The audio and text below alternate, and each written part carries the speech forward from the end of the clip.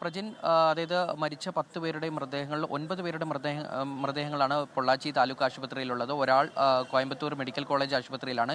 ഈ 9 പേരുടെയും മൃതദേഹങ്ങൾ അല്പസമയത്തിനകം പോസ്റ്റ്മോർട്ടം ചെയ്യും. ഇതിൻ്റെ നടപടിയുമായി ബന്ധപ്പെട്ടുള്ള കാര്യങ്ങൾ സജ്ജീകരണങ്ങളെല്ലാം പൂർത്തീകരിച്ചു കഴിഞ്ഞു. ഇനി ബന്ധുക്കൾ വരേണ്ടത് മാത്രമേ ഉള്ളൂ. അതിൽ മരിച്ച ചില ആളുകളുടെ ബന്ധുക്കൾ എത്തിക്കഴിഞ്ഞു, മൃതദേഹം തിരിച്ചറിഞ്ഞു കഴിഞ്ഞു. ഇനി ബാക്കിയുള്ള മരിച്ചവരുടെ ബാക്കിയുള്ള ബന്ധുക്കൾ കൂടെ എത്തിക്കഴിഞ്ഞു കഴിഞ്ഞാൽ ഉടനെ തന്നെ എല്ലാ നടപടികളും പൂർത്തീകരിച്ച് പോസ്റ്റ്മോർട്ടം ആരംഭിക്കും.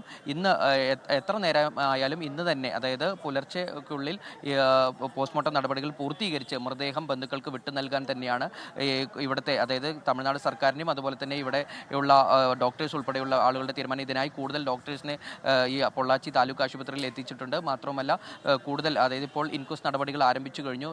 പോലീസുകാർ ഇവിടെ ബന്ധുക്കളുടെ വിവരങ്ങൾ തേടുന്നുണ്ട്. അത്തരത്തിൽ ഇൻക്വസ്റ്റ് നടപടികൾ ആരംഭിച്ചു കഴിഞ്ഞു. മരിച്ച ആളുകളുടെ കൂടുതൽ ബന്ധുക്കൾ ഇനി ഇവിടെ എത്തിച്ചേരുന്നുള്ളൂ. ഒരു ഏകദേശം 10 മിനിറ്റിനകം എത്തിച്ചേരുമെന്നാണ് ഇപ്പോൾ നമ്മളോട് ഈ പാങ്ങിൽ നിന്നുള്ള ആളുകൾ സംസാരിച്ചപ്പോൾ നമുക്ക് മനസ്സിലാക്കാൻ കഴിഞ്ഞത്. അത്തരത്തിൽ എല്ലാ ബന്ധുക്കളും എത്തിച്ചേർന്ന് കഴിഞ്ഞാൽ ഉടനെ തന്നെ മൃതദേഹം തിരിച്ചറിയേണ്ടതുണ്ട്. അതൊരു നടപടിക്രമമാണ്.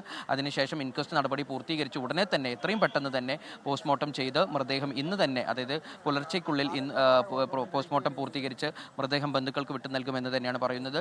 ഈ അതായത് ഇപ്പോൾ 2 പേരാണ് കോയമ്പത്തൂർ ആശുപത്രിയിൽ ചികിത്സയിൽ തുടരുന്നത്. അതിൽ ഒരു കുട്ടി 10 വയസ്സുള്ള മസ്നീൻ എന്ന് പറയുന്ന ഒരു കുട്ടി പൊള്ളാച്ചി താലൂക്ക് ആശുപത്രിയിലും ചികിത്സയിലുണ്ട്. ഈ കുട്ടി അപകടനില തരണം ചെയ്തു. ഈ കുട്ടി നേരത്തെ മന്ത്രി കൃഷ്ണൻകുട്ടിയുമായി സംസാരിച്ചു. അതുപോലെ തന്നെ ഇവിടെ നിന്നുള്ള മറ്റു ജനപ്രതിനിധികളുമൊക്കെയായി സംസാരിച്ചു. ആ കുട്ടി അപകടനില തരണം ചെയ്തു. ആ കുട്ടി ഇപ്പോൾ വാർഡിലാണ് ചികിത്സയിൽ കഴിയുന്നത്. ആ കുട്ടി മാത്രമാണ് ഈ അപകടത്തിൽ നിന്ന് രക്ഷപ്പെട്ടു എന്ന് നമുക്ക് പറയാൻ കഴിയുന്നത്. ബാക്കി എല്ലാവരുടെയും, അതായത് മരിച്ചത് 13 അംഗ സംഘത്തിൽ, യാത്രാ സംഘത്തിൽ 10 പേര് മരിച്ചു. അതിൽ 2 പേർ ഇപ്പോൾ ഗുരുതരമായ പരിക്കേറ്റ് ചികിത്സയിൽ തുടരുന്നു. ഒരാൾ മാത്രമാണ് രക്ഷപ്പെട്ടു എന്ന് പറയാൻ കഴിയുള്ളൂ.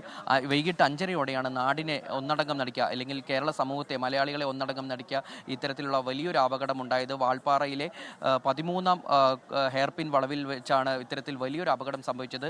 13ാം വളവിൽ നിന്ന് ടെമ്പോ ട്രാവലർ നിയന്ത്രണം വിട്ട് കൈവരിയിൽ ഇടിച്ച് അത് 9ാം വളവിലേക്ക് മറിഞ്ഞു വീഴുകയായിരുന്നു. അത്തരത്തിലാണ് വലിയൊരു അപകടം സംഭവിച്ചത്. അപകടം നേരിട്ട് കണ്ട ഒരു ദൃക്സാക്ഷി, ബേപ്പൂർ സ്വദേശി ഉൾപ്പെടെ നമ്മളോട് പ്രതികരിച്ചിരുന്നു. അദ്ദേഹം വലിയ ഒരു ഭയങ്കര ദുഃഖത്തോടെയാണ്, അല്ലെങ്കിൽ അതീവ സങ്കടത്തോടെയാണ് ആ വിവരണങ്ങൾ മാധ്യമങ്ങളോട് പറഞ്ഞത്. അത്തരത്തിൽ വലിയൊരു ശബ്ദം കേട്ടു. ഉടനെ ആ ഭാഗത്തേക്ക് ഓടിച്ചെന്നെത്തി.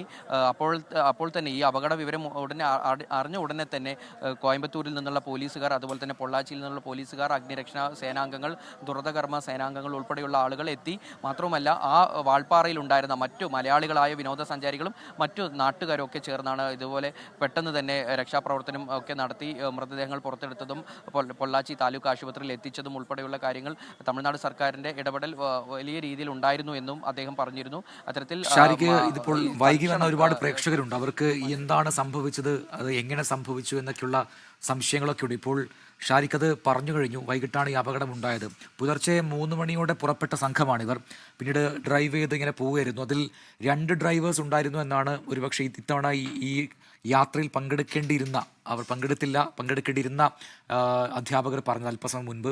പുലർച്ചെ പുറപ്പെട്ടു. പോകുന്ന വഴിയിലൊക്കെ തന്നെ പലയിടങ്ങളിൽ നിന്നായി ഫോട്ടോസൊക്കെ വാട്സാപ്പിൽ അയച്ചു കൊടുത്തിരുന്നു തങ്ങളുടെ സഹപ്രവർത്തകർ എന്നാണ് അവർ പറഞ്ഞത്. പിന്നാലെ ഒരു അപകടം സംഭവിക്കുന്നു. 4:56 ഒരു ഫോട്ടോ സെൽഫി എടുത്ത് അയച്ചിരുന്നു HM എന്നാണ് അല്പസമയം മുമ്പ് ഒരു ടീച്ചർ നമ്മളോട് പ്രതികരിച്ചത്. അതിന് പിന്നാലെ അപകടം സംഭവിച്ചു എന്നുള്ളതാണ്.